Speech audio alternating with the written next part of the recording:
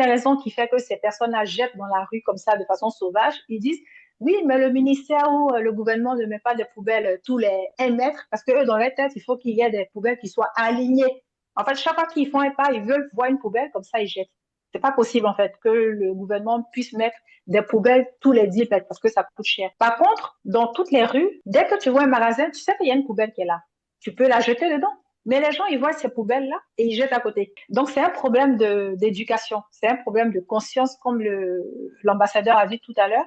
Et justement, pour que ces consciences-là changent, il faut aller à la base, qui sont les enfants qui sont dans les écoles primaires, les sensibiliser, leur faire comprendre que ce geste de prendre un bout de papier et de le jeter dans une poubelle, c'est important. Et que jeter à terre, Je m'excuse de vous couper la parole parce que oui, donc c'est bien aussi d'aller dans cadre des fois.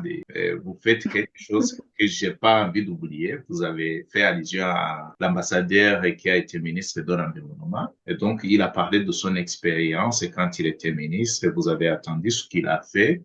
Moi, je trouve avec son expérience, c'est pour ça que moi, toujours avec lui, je suis toujours à côté, et on se parle souvent. Et donc, c'est lui qui a parlé de ça. Moi, j'ai pas dit beaucoup de choses, mais il y a quelque chose qui est très important qu'il a parlé et que vous êtes en train d'utiliser. J'aimerais que vous me répondiez dans pas plus que 2 minutes peut-être, une chose qui est très importante qu'il a dit. Et vous venez aussi de faire quelque chose qui a le même lien que ce qu'il a dit. Vous dites OK. que vous enseignez, que vous avez pris la décision d'aller dans les écoles primaires, approcher les enfants, alors que les adultes et d'autres personnes, alors que tous ces ministres, tous ces parlementaires, tous ces dirigeants sont des gens qui ont fait les études dans Bien les sûr. universités ivoiriennes, dans les universités internationales. Quand ils sont allés étudier à l'étranger, c'est le gouvernement qui paye et qui fait tout. Quel est le problème avec cette formation, cette éducation qui n'arrive pas, qui produisent les intellectuels et qui n'arrivent pas à se rendre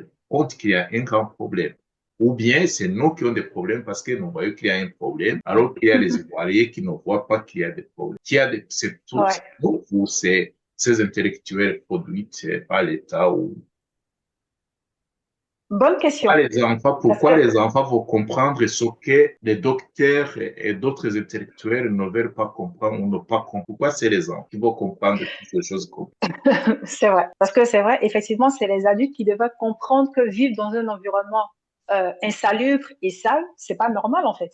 Je veux dire, n'importe quel humain qui a la tête saine et l'esprit sain, il doit se dire, c'est pas normal que j'ai tous ces déchets là autour de moi donc qui on circulent. arrête Donc, les études pour devenir docteur, en quelque sorte. après, je ne saurais pas expliquer, mais il y a une piste de réponse quand même. Parce que quand je regarde comment il y a eu cette évolution de mentalité, en tout cas en Côte d'Ivoire, hein, je sais que dans les années, jusqu'en dans les années 90, 92 par là, nos rues étaient propres. Les gens respectaient. C'était très compliqué de trouver des dépotoirs sauvages, d'ordures sauvages. C'était très compliqué de trouver. Mais à partir des années 95, 96, on a commencé à vivre des crises politiques qui ont, je pense, ont déconnecté un peu les populations de ce genre de réalité-là. Parce que quand tu es en crise et qu'il y a des fusils sur ta tête, et qu'il faut diviser le pays en deux, en fait, tout le monde est focalisé sur la gestion de la crise politique et militaire plutôt que autre chose. Donc, je pense que c'est à partir, hein, d'après mon analyse, c'est à partir de ces crises-là que les populations, en tout cas les adultes d'aujourd'hui, se sont déconnectés de tout ce qui est bien-être, bien vivre, parce qu'à l'époque, on n'avait pas ces problèmes. Il y avait du travail. Le président de l'époque, il gérait plus ou moins bien le pays. Donc, il n'y avait pas vraiment de crise en tant que telle où on va commencer à stresser. Alors que quand il y a eu les crises, les coups d'État, la crise de 2002, ensuite 2010, donc je pense que ça a joué quand même sur le moral et puis aussi sur la psychologie des populations. Donc, c'est un point aussi qu'il ne faut pas négliger, qu'il faut prendre aussi en compte parce que les habitudes et le comportement peuvent être impactés souvent par certaines situations. Donc, pour moi, je pense que ça vient de là. C'est pour ça que je me dis, puisque les adultes d'aujourd'hui salissent et jettent, ils saluent dans la mer, dans les lagunes, dans les lacs, eux, pour eux, on va dire en gris, c'est un peu perdu d'avance. Parce que c'est compliqué de refaire l'éducation d'une personne adulte qui a vécu toutes ces crises jusqu'à aujourd'hui. Par contre, les enfants qui sont encore tout petits, qui j'espère vont pas vivre d'autres crises comme nous on a vécu, eux là, on peut encore les transformer, travailler leur esprit, les éduquer sur certaines actions, sur certains gestes à avoir pour préserver l'environnement, en fait. Donc, c'est pour ça que justement, on s'est dirigé vers les plus petits en espérant que justement, ils soient vraiment impactés pour venir rattraper, en fait, tout ce que nous, en griffe, on aura fait de pas bien, quoi. Donc, merci pour la Ouais. réponse. Et maintenant, je pense que c'est une discussion qui est très riche. Puis qu'on est en Côte d'Ivoire, on quitte Abidjan, on va à Bujumbura, et puis le Ouais. Kenya, en Suisse aussi. Et j'aimerais, avant de te poser aussi la question, je m'excuse et pour l'ambassadeur aussi, il va nous dire quelque chose. Et si faut arrêter toutes ces études ou bien il faut prendre les enfants pour aller dans le gouvernement ou faire des lois ou quelque chose comme ça au lieu des adultes qui ont réussi des bourses et tout ça, les financements je dis pas de Oui, l'État parce que c'est des financements des impôts de la population, donc, alors qu'on va rien produire. Donc, j'aimerais d'abord passer chez Mourego Félicien et puis il y a l'ambassadeur aussi qui va essayer de répondre, de nous dire quelque chose et s'il faut prendre les enfants. Parce que la fois passée, je vous posais la question pour une simple raison. La fois passée, je m'excuse, Marina, parce que c'était une question qui était très compliquée. Je sais que c'était compliqué. Je vous ai posé cette question. Des enfants et déjà qui ont fait des études. Je savais que c'était compliqué, que c'est toute l'Afrique partout, c'est pas seulement en Côte d'Ivoire. Et je réserve cette question à Monsieur l'ambassadeur pour une simple raison aussi. Euh, des fois, je pose des questions assez complexes, hein, je sais. Parce que la fois passée, j'ai demandé à l'ambassadeur qui me disait, qui me citait une ligne de la Bible et comment Adam et Ève ont été chassés dans le jardin. Je lui ai posé la question si Dieu va chasser l'homme dans son jardin parce qu'on est en train de polluer, donc il sait. Et je laisse l'ambassadeur réfléchir. Et maintenant, je voulais demander à Mourégo Félicien de nous parler un tout petit peu pourquoi, d'abord, nous sommes en train d'aborder ce sujet. Mourego Félicie, il est géographe de formation. Je sais qu'il a fait beaucoup de formations, donc dans des choses de météorologie, de l'eau et de tout ça. Il sait de quoi on parle, un tout petit peu scientifiquement. Est-ce que vous pouvez essayer de nous expliquer les conséquences de tous ces déchets, de toutes ces décharges sur la santé publique, que ce soit la pollution sur les nappes phréatiques ou aquifères, et, disons, la destruction de l'écosystème lacustre ou dans les océans. Donc, un tout petit peu, ce n'est pas nécessaire d'aller trop en science, mais quelque chose. Est-ce qu'il y a la possibilité de nous parler un tout petit peu, en quelques mots, dans moins de temps? On les félicite. Vous avez. peut-être je vais prendre quelques secondes pour compléter Marina, ce qu'elle a dit là.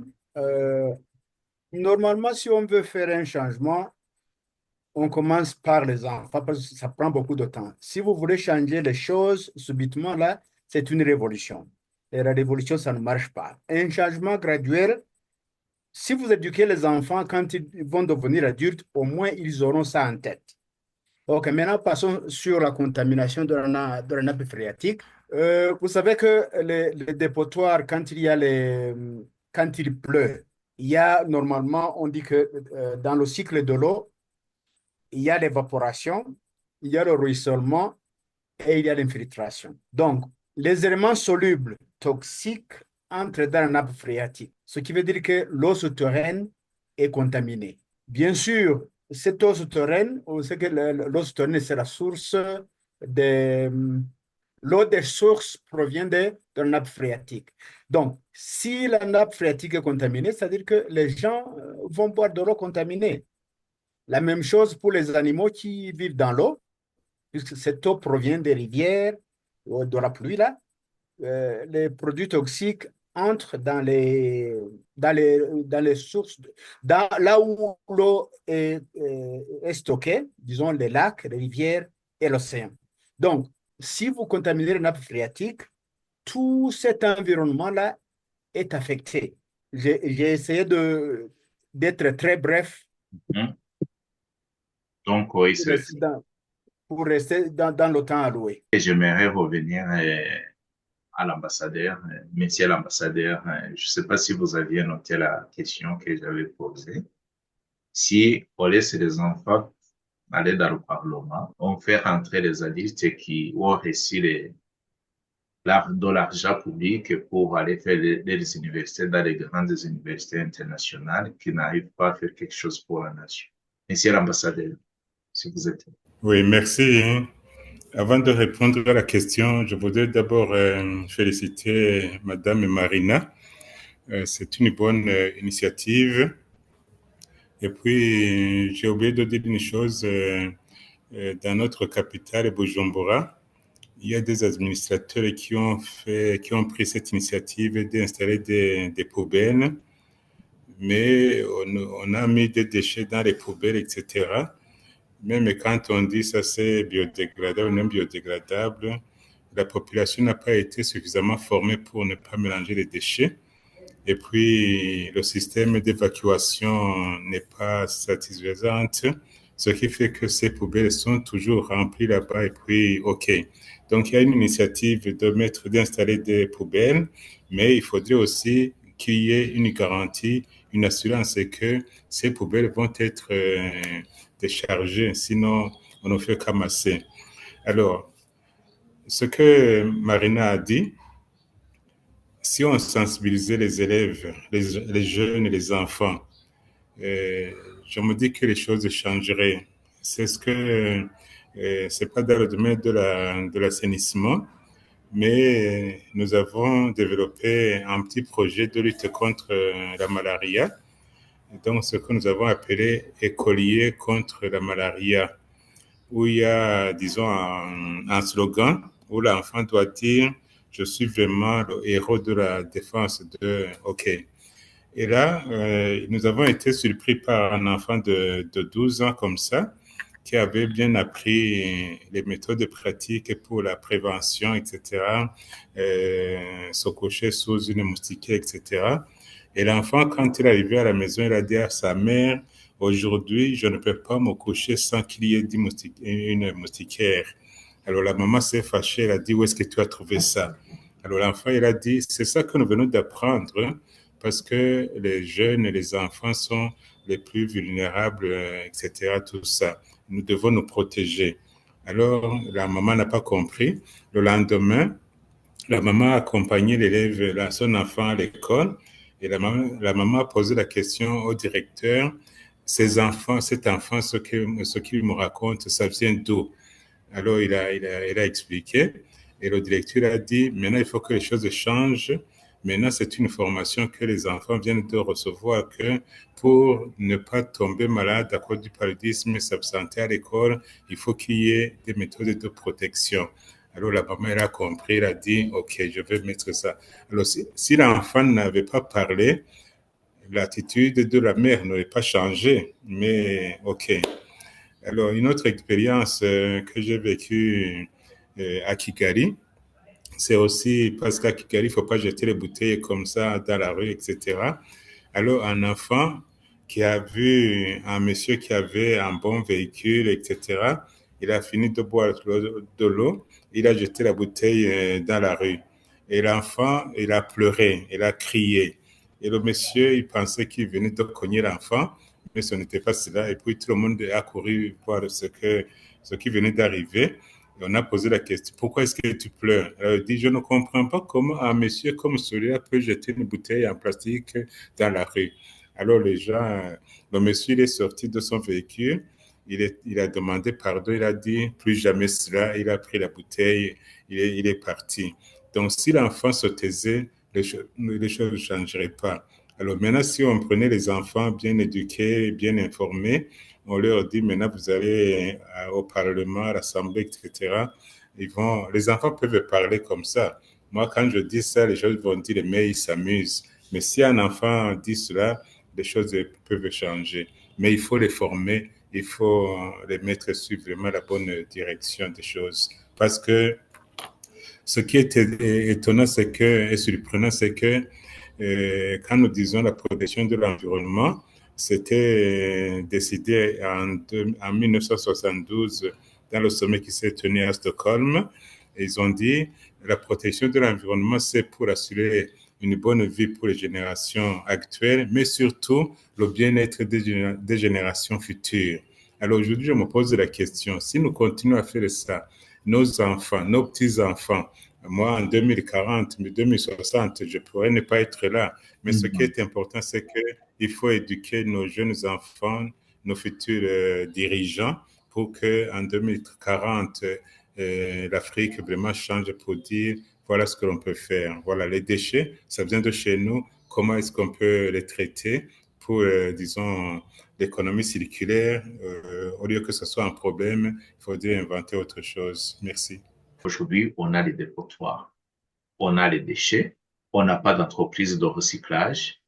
On peut demander aux gens de trier les déchets. Et si quelqu'un trie les déchets, s'il n'y a pas l'endroit où amener tous ces déchets, ça sera un grand problème aussi. Moi, des fois aussi, je suis dépassé par la situation en Afrique. Il n'y a pas d'initiative, il n'y a pas de volonté. Je ne vais pas accuser quelqu'un ou une institution quelconque, mais je me pose la question, quelle est la solution pour freiner cette croissance de déchets, de dépotoirs et les conséquences en Afrique? Marina, je sais que vous voulez partir. On voit des choses qui se passent en Afrique. Les déchets, les dépotoirs, les conséquences. Que faut-il faire? Quelle est la solution? En commençant par Marina, et puis Murego Félicier, puis après, ce sera à Monsieur l'ambassadeur Albert Bonnerane. Et maintenant, quelle est la solution? Après, on va continuer notre 3 minutes. Pour le traitement des déchets, en ce moment, je ne suis pas sûre que ce soit la problématique principale qu'il faut s'occuper parce que déjà, le premier problème, c'est que les gens aient déjà une bonne attitude de jeter les ordures dans un premier temps. Parce que les gens qui réfléchissent pas à savoir s'il faut jeter dans la poubelle ou à terre, ça va être compliqué de lui expliquer qu'en fait, ce déchet-là, il faut le mettre ici, l'autre, il faut le mettre à droite. Donc ça encore, c'est une autre sensibilisation qu'il faudra avoir. Par contre, en Côte d'Ivoire, il y a une entreprise qui le fait déjà, qui s'appelle Coliba. Et la stratégie qu'ils ont trouvée, c'est de payer les gens. En fait, ils ont un dépotoir spécial pour les bouteilles en plastique où, en fonction du nombre de bouteilles que tu ramènes, on te paye soit 100 francs CFA, soit 200 francs CFA en fonction. Donc, ça fait que ça incite beaucoup plus certaines populations, au lieu de jeter les bouteilles d'eau ou les bouteilles en plastique dans la rue, elles ramassent en fait même ce qu'elles trouvent déjà dans la rue, plus qu'elles consomment, elles vont mettre dans ce dépotoir spécialisé là. Donc ça, je trouve que c'est une bonne technique qui doit être soutenue par le gouvernement et puis multiplier ça dans presque toutes les villes et tous les quartiers du pays. Ça, c'est un premier point. Maintenant, pour les conséquences, je pense que les premières conséquences directes qu'on peut voir, hein, c'est les risques de maladies comme la malaria, comme la dengue et tout ça. Si les déchets sont maltraités, qu'on en trouve un peu partout, ça, c'est le premier risque direct que les populations vont vivre, les premières conséquences. Après, au niveau international, je saurais pas dire parce que je sais pas l'impact que la mauvaise gestion des déchets en Afrique peut avoir sur le reste du monde. Je pense au contraire que c'est les autres qui viennent déverser leurs ordures dans notre territoire. Hein. Donc, c'est nous qui subissons de toutes les façons, d'une façon ou d'une autre, c'est cette mauvaise gestion des déchets-là. Donc, voici en gros ce que je pourrais dire sur ce sujet-là. Je sais pas si j'ai répondu à tous les points que tu avais dit. Non, c'est bon, merci beaucoup, Marina. Et puis, je vais chez Murego Félicier. Et puis, Murego Félicier. Je m'excuse.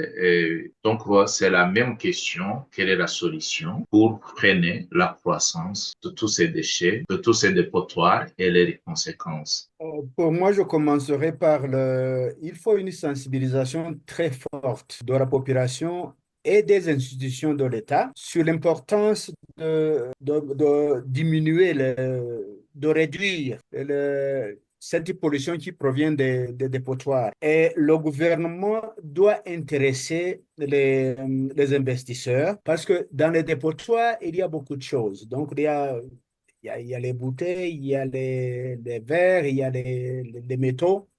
Si on pouvait les séparer, parce que là, il y a les gens qui vivent de ça. Donc là, on sensibilise les gens pour qu'on sépare les déchets et on sensibilise les investisseurs. Parce que là, les investisseurs peuvent fabriquer du biogaz, ils peuvent fabriquer des engrais, ils peuvent faire collecter les métaux et les amener dans les industries là pour utiliser ça. Ici, on appelle ça scrap metals. Et ça a beaucoup d'argent. Il y a beaucoup de gens qui produisent de l'argent à partir de ça. Donc, là, les investissements qui doivent se diriger dans ces dépotoirs, mais la sensibilisation doit les réduire. Il faut réduire les dépotoirs. Pour moi, c'est ça. Merci beaucoup, Grégoire Félicien. Je vais chez l'ambassadeur. J'espère que aussi c'est lui qui va clôturer notre conversation. Et puis après, je vais donner la parole. Donc, je vais clôturer après. Monsieur l'ambassadeur, vous avez beaucoup d'expérience. Ça fait Oui, beaucoup d'années que vous êtes en train de vous battre, surtout avec le lac de Tanganyika. Vous n'y arriverez pas, ou bien vous y arrivez. Non, j'aimerais d'abord que ça soit de votre part d'essayer de nous dire des solutions. Est-ce que ce que vous avez fait, vous voyez que ça produise des effets?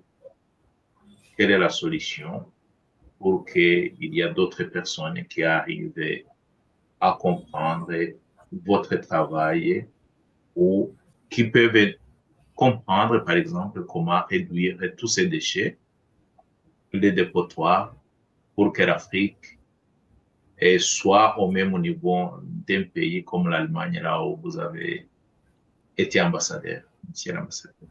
oui, merci Chrysostome, hein.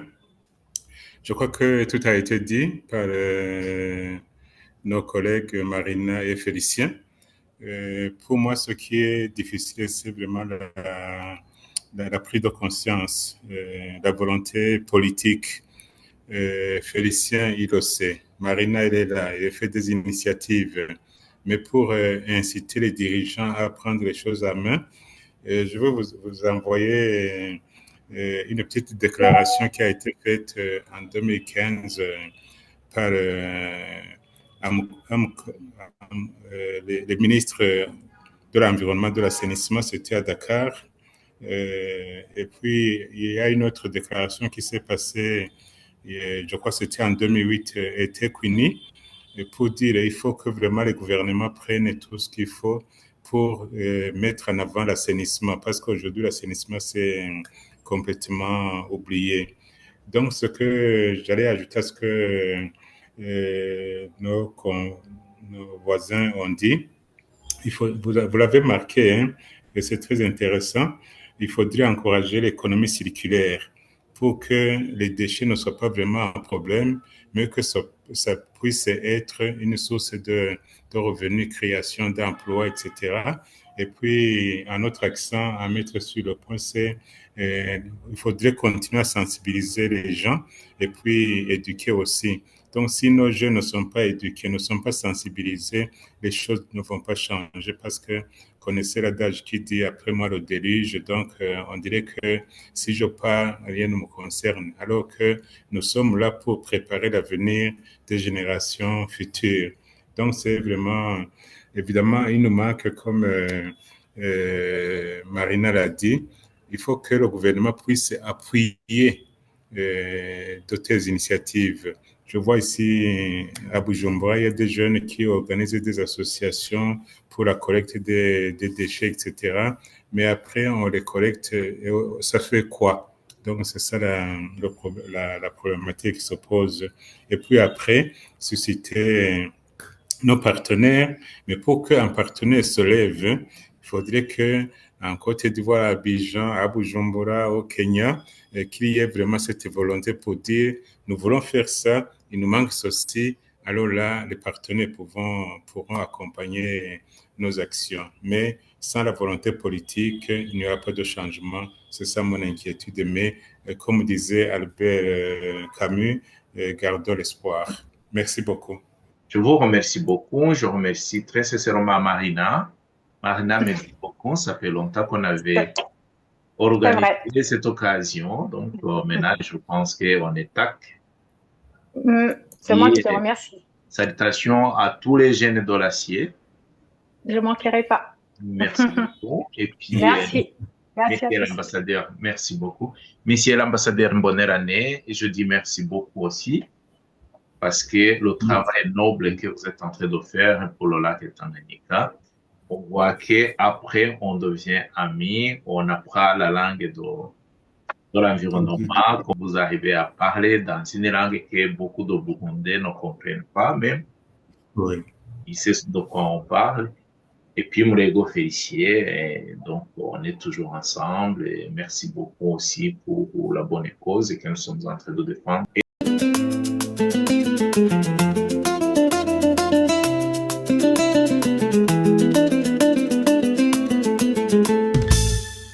Écoute le battement, le tambour alerte. Recyclons